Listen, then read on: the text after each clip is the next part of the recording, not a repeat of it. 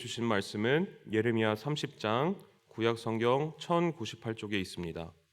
예레미야 30장의 말씀을 드라마 바이블로 먼저 읽고 하나님의 은혜 나누도록 하겠습니다. 제 30장. 여호와께로부터 말씀이 예레미야에게 임하여 이르시니라. 이스라엘의 하나님 여호와께서 이와 같이 말씀하여 이르시기를, 내가 네게 일러준 모든 말을 책에 기록하라.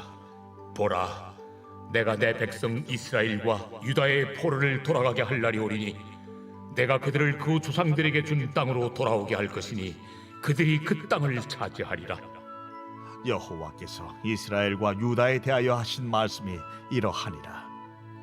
여호와께서 이와 같이 말씀하시되, 우리가 무서워 떠는 자의 소리를 들으니 두려움이요 평안함이 아니로다. 너희는 자식을 해산하는 남자가 있는가 물어보라. 어찌하여 모든 남자가 해산하는 여자같이 손을 자기 허리에 대고 모든 얼굴이 겁에 질려 세팔에 젖는가? 슬프다 그날이여, 그와 같이 엄청난 날이 없으리라. 그날은 야곱의 환난의 때가 되미로다. 그러나 그가 환난에서 구하여 냄을 얻으리로다. 만군의 여호와의 말씀이라. 그날에 내가 네 목에서 그 멍에를 꺾어버리며 내 포박을 끊으리니 다시는 이방인을 섬기지 않으리라. 그들은 그들의 하나님 여호와를 섬기며 내가 그들을 위하여 세울 그들의 왕 다윗을 섬기리라. 여호와의 말씀이니라. 그러므로 나의 종 야곱아, 너는 두려워하지 말라. 이스라엘아, 놀라지 말라. 내가 너를 먼 곳으로부터 구원하고 내 자손을 잡혀가 있는 땅에서 구원하리니 야곱이 돌아와서 태평과 안락을 누릴 것이며 두렵게 할 자가 없으리라. 이는 여호와의 말씀이라. 내가 너와 함께 있어 너를 구원할 것이라.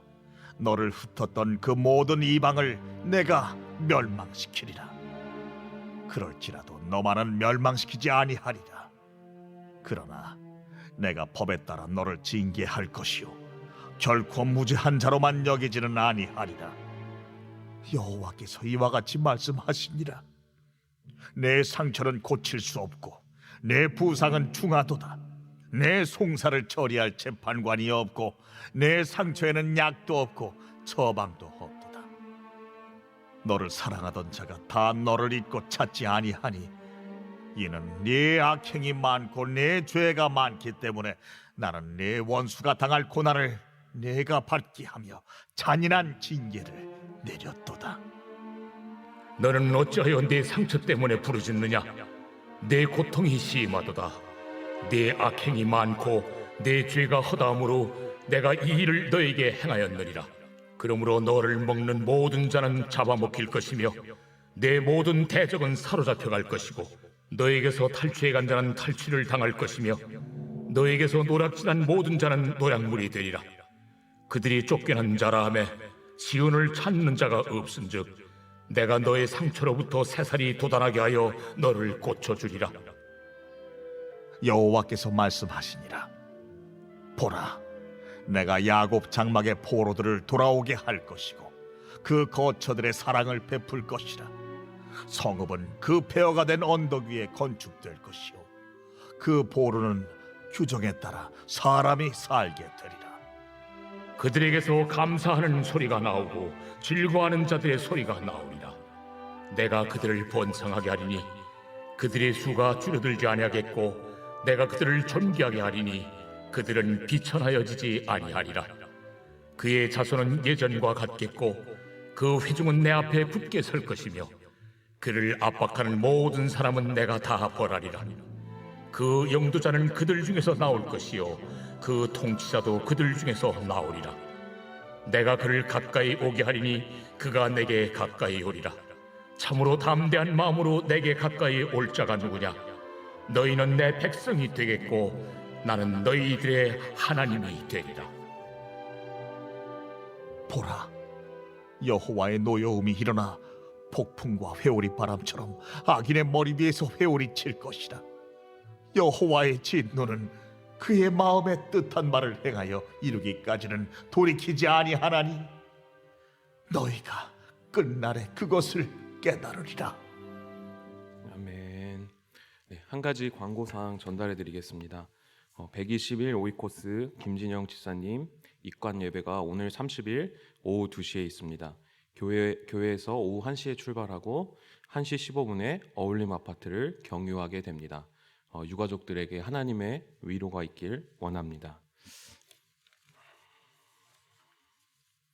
네, 제가 어렸을 때 이제 주일학교에 다녔을 때 일입니다. 저희 아버지께서 이제 제가 다니는 주일학교의 이제 부장 선생님이셨습니다. 그리고 어머니는 교사셨는데요. 제가 그렇게 막 장난을 치고 이제 예배 도중에 막 떠들고 막 그랬습니다. 한 번은 이제 기도 시간에 옆에 친구랑 이렇게 막 장난치고 있는데 갑자기 눈앞에서 불이 번쩍 했습니다. 그래서 알고 보니까 아버지께서 제가 그때 성가대석에 앉아 있었는데 저 뒤에서 제 모습을 보고 계시다가 성가대석 앞에까지 나오셔서 꿀밤을 한 대 때리고 이제 다시 들어가신 것입니다. 그때 제 옆에 있는 친구도 아버지가 혹시 때리셨을까요? 아닙니다. 저만 딱 꿀밤 때리셨습니다. 그때 제 마음에 왜 아빠는 나만 때려? 정말 내 아빠 맞아? 약간 어린 마음에 그런 생각이 들었습니다. 그런데 지금 생각해 보면 아버지시니까 아들이 하나님 앞에 올바르게 예배하길 원하셔서 그렇게 때리셨지. 그래서 오히려 나를 더 잘되게 하시기 위해서 아버지께서 그렇게 때리셨구나. 이렇게 뭐 특별한 그 아버지의 사랑이 아닐까. 지금 와서는 그렇게 이해가 되었습니다. 오늘 본문을 묵상하면서 이 예레미야에 나타난 하나님의 모습이 이 아버지의 모습과 좀 비슷하지 않았을까 이렇게 묵상이 되었습니다. 예레미야 30장에서 33장의 말씀은 이제 위로의 책, 하나님의 위로의 책이라고 불리우는 장입니다. 하나님께서 이스라엘 백성들을 이제 심판하시고 다시 회복시키는 것에 초점을 맞춘 책이기 때문입니다. 그런데 본문을 자세히 살펴보면 그 위로라고 하면 뭐든지 다시 잘 될 거야. 그리고 회복시켜주는 것에 초점이 맞춰져 있어야 되는데 좋은 이야기, 회복하는 이야기만 있는 것이 아니라 맞는 이야기, 징계받는 이야기, 또 혼나는 이야기가 같이 나오게 됩니다. 근데 이 본문을 묵상하면서 아니 이렇게 고난과 징계와 두려움과 심판이 어떻게 위로가 될 수 있을까 묵상이 되었습니다. 그런데 심판이 위로가 될 수 있는 이유가 있습니다. 그것은 이스라엘 백성들이 바로 하나님의 자녀라는 증거였기 때문입니다. 하나님의 자녀가 아닌 자들은 그들이 잘못된 길로 가든지 낭떠러지로 가든지 그냥 죽음의 길로 가든지 하나님께서 신경 쓰시지 않으셨습니다. 그들에게 고난을 주시지 않으셨고 그들에게 매를 들지 않으셨기 때문입니다. 그러나 이스라엘 백성들을 향한 하나님의 사랑이 있었기 때문에 그들이 죽음의 길로 가는 것, 잘못된 길로 가는 것을 하나님이 그냥 보고만 계시지 못하셨습니다. 그래서 마치 아버지가 그 아들을 훈계하듯이 하나님께서 매를 들고 이스라엘 백성을 때리신 것입니다. 오늘 5절에서 6절의 말씀을 같이 한번 함께 봉독하시겠습니다. 여호와께서 이와 같이 말씀하시되 우리가 무서워 떠는 자의 소리를 들으니 두려움이요 평안함이 아니로다. 너희는 자식을 해산하는 남자가 있는가 물어보라. 어찌하여 모든 남자가 해산하는 여자같이 손을 자기의 허리에 대고 모든 얼굴이 겁에 질려 새파래졌는가. 하나님이 이스라엘 백성들에게 이스라엘 백성 안에 평화가 없고 두려움이 있을 거야. 너희 안에 무서움이 있을 거야. 얼굴이 창백해질 거야. 그렇게 경고를 하십니다. 이렇게 될 거야. 너희들이 매 맞을 거야. 이렇게 말씀하십니다. 그런데 하나님께서 왜 이스라엘 백성들에게 이 일을 행하십니까? 15절의 말씀을 같이 한번 봉독하시겠습니다. 너는 어찌하여 내 상처 때문에 부르짖느냐? 내 고통이 심하도다. 내 악행이 많고 내 죄가 허다함으로 내가 이 일을 너에게 행하였느니라. 그들이 잘못된 길로 가는 것을 하나님이 보셨기 때문입니다. 악행과 죄를 그냥 눈 감고 계실 수 없었기 때문입니다. 그들이 그냥 그 잘못된 길로 가면 결국엔 심판받을 걸 아셨기 때문에 바로 매를 들어서 징계를 하신 것입니다. 그렇게 매를 들어 징계를 하시는 하나님의 모습이 바로 사랑이며 하나님이 나의 아버지가 되신다는 그 자체가 우리에게 위로가 될 수 있는 것입니다. 때로는 하나님을 믿는 자녀들에게 이렇게 이스라엘 백성처럼 우리의 연약함 때문에 어려운 일들이 닥쳐올 때가 있습니다. 고난과 두려움과 무서운 일들이 닥쳐올 때가 있습니다.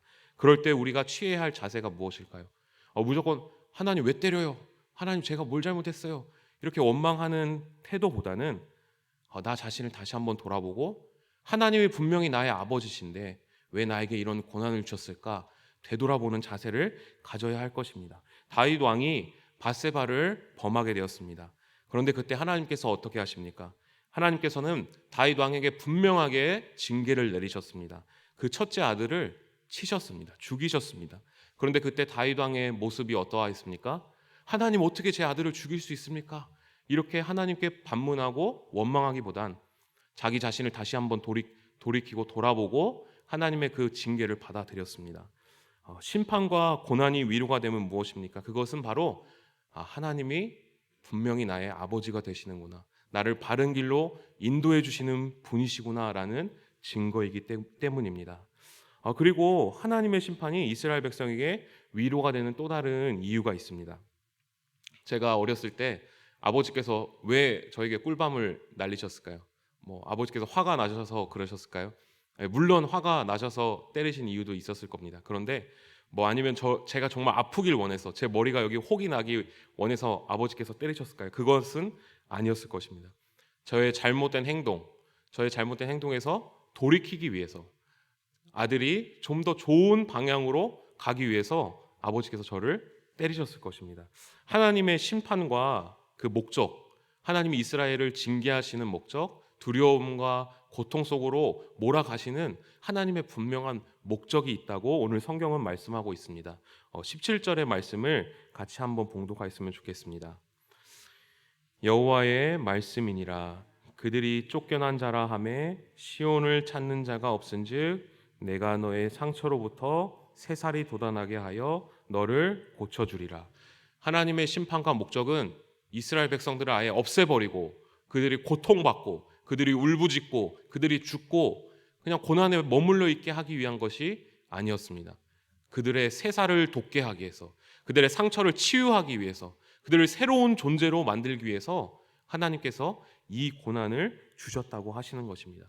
하나님이 화가 나셔서, 하나님이 이스라엘 백성들이 고통받기 원하셔서 이러한 고난을 주신 분이 아니시라는 것입니다. 출애굽기 34장 6절에서 7절에 하나님이 어떤 분이신지를 하나님께서 말씀하고 계십니다. 제가 그 말씀을 한번 봉독하겠습니다. 여호와께서 그의 앞으로 지나시며 선포하시되 여호와라 여호와라 자비롭고 은혜롭고 노하기를 더디하고 인자와 진실이 많은 하나님이라. 인자를 천대까지 베풀며 악과 가실과 죄를 용서하리라. 그러나 벌은 면제하지 아니하고 아버지의 악행을 자손 3, 4대까지 보응하리라. 아멘. 하나님은 어떤 하나님이십니까? 인자와 자비가 충만하신 하나님, 노하기를 더디하시는 하나님이시라고 하십니다. 하나님께서 모든 이스라엘 백성들에게 심판하시고 고통을 주시는 이유가 무엇입니까? 하나님의 분노 때문입니까? 아닙니다. 그렇지 않습니다. 하나님의 자비로우심을 따라서 이스라엘 백성들이 상처, 그 죄악이 치유되기를 원하시기 때문에 하나님께서 그 모든 고통과 고난을 주신 것이었습니다. 하나님께서는 때로는 하나님의 자녀들을 벌하십니다. 하나님 자녀들에게도 고난을 베푸십니다. 그런데 그것은 하나님께서 우리에게 화를 내시는 것이 아니고 하나님께서 우리를 망하게 하시려고 하시는 것이 아니라 우리가 더 잘되게 하시고 우리 안에 있는 죄악과 우리 안에 상처를 치유하시기 위해서 하나님의 방식대로 우리를 이끌어 가시는 것입니다. 그렇기 때문에 우리는 하나님의 선하신 길을 믿고 끝까지 하나님만을 바라보아야 하는 것입니다. 마지막으로 심판이 위로가 되는 이유가 있습니다. 혹시 영화 친구를 한번 다 들어보셨을 것입니다. 유호성 배우가 나오는 그 영화인데요. 장동건도 나오는데요. 주인공인 그 영화의 한 장면 속에 주인공인 유호성 씨가 이제 그 모범생 친구 한 명이 자기 부모님의 이제 전세 자금을 들고 이제 유호성에게 찾아오게 됩니다. 그래서 야, 우리 이제 가출하자. 우리 이제 도망가자. 이 큰 돈이 있으니까 우리 한번 도망가 보자. 잘 살아보자. 이렇게 유호성에게 말을 합니다. 그런데 그때 유호성이 친구에게 이런 말을 합니다. 내가 어렸을 때 집에 삼촌이 진짜 많았어. 그런데 삼촌들이 정말 나한테 잘해줬어. 나를 이뻐해주고 나를 사랑해줬어. 그런데 내가 어느 날 가출을 했어. 가출을 했는데 가출을 하고 한참 있다가 다시 돌아왔어. 그런데 있지, 그 삼촌 중에 한 명도 나한테 뭐라고 하는 사람 없더라. 나한테 아무 신경도 안 쓰더라. 그때 그 삼촌 중에 한 명이 나를 정말 한번 패줬으면, 정말 그때 나를 한번 혼내줬으면 내가 진짜 새 사람 됐을 텐데, 내가 지금 이렇게 살지 않았을 텐데, 너는 나를 닮지 말고 그 돈 가지고 다시 집에 들어가. 이렇게 돌려보내는 장면이 있습니다. 하나님을 향한 이스라엘의 심판 그리고 고난도 이와 비슷한 것 같습니다. 이스라엘을 향한 하나님에 대한 그 책망 때문에 이스라엘이 어떻게 변하게 되었을까요? 완전히 망해버리고 이스라엘이 지도상에 사라져버리고 이스라엘 백성이란 그 존재 자체도 완전 역사 속에 지워져 버리게 되었을까요? 아닙니다. 어떤 변화가 일어나게 될까요? 19절의 말씀을 한번 같이 읽어보겠습니다. 그들에게 감사하는 소리가 나오고 즐거워하는 자들의 소리가 나오리라. 내가 그들을 번성하게 하리니 그들의 수가 줄어들지 아니하겠고 내가 그들을 존귀하게 하리니 그들은 비천하여지지 아니하리니. 아멘. 하나님께 벌을 받고 하나님께 두려운 일을 당한 이스라엘 백성들은 결국에 어떻게 된다고 오늘 성경은 말씀하고 있을까요? 영영 망해버린다 말씀하고 있지 않습니다. 이스라엘 백성으로부터 도리어 감사의 소리가 터져 나온다고 하였습니다. 즐거운 소리가 하나님을 향해서 터져 나오게 된다고 하고 있습니다. 그때 하나님께서 우리를 책망하여 주셨기 때문에 지금 우리가 이렇게 잘 살게 되었어 라는 감사의 고백이 터져 나올 거야 라고 하나님께서 말씀하고 계십니다. 그때의 고통은 기억나지도 않고, 그때 하나님으로부터 맞았던 그때 하나님으로부터 맞았던 책망은 기억나지 않고, 지금 우리가 번영하였던 것들을 하나님께 감사하게 될 거다라고 성경은 말씀하고 있는 것입니다. 지금 혹시 우리 앞에 두려움과 무서운 일들이 있습니까?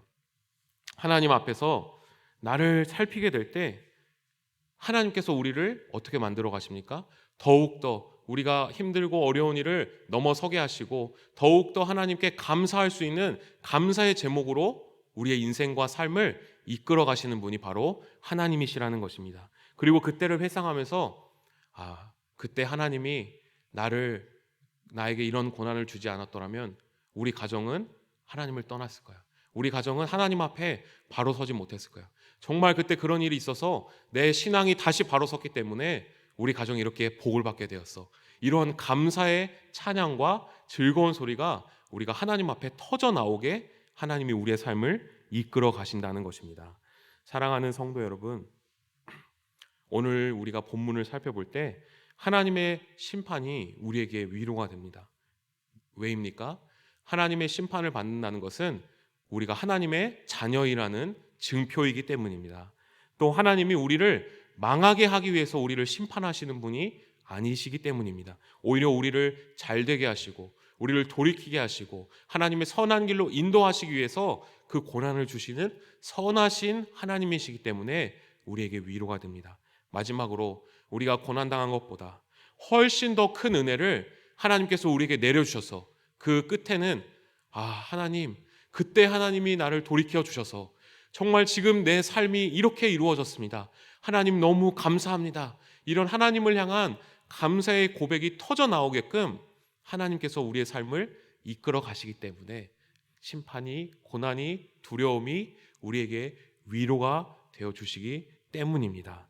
오늘 이 하루를 우리를 흔드는, 혹시 우리에게 닥쳐온 어떤 두려운 일이 있을지라도 우리가 하나님의 자녀인 것을 믿고 기억하고 나를 잘 살펴서 다시 하나님께로 돌아가고 우리의 믿음을 굳게 지키고 하나님 앞에 살아가는 귀하고 복된 하루 되기를 기원합니다. 아멘.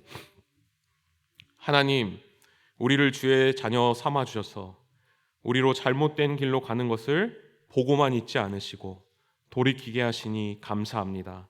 하나님, 우리의 삶에 두려움과 어려움이 찾아올 때 먼저 우리 자신을 돌아볼 수 있는 믿음을 주시고 우리를 회복하시는 하나님의 은혜를 경험하길 원합니다. 예수님 이름으로 기도합니다. 아멘.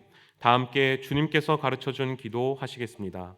하늘에 계신 우리 아버지, 아버지의 이름을 거룩하게 하시며 아버지의 나라가 오게 하시며 아버지의 뜻이 하늘에서와 같이 땅에서도 이루어지게 하소서.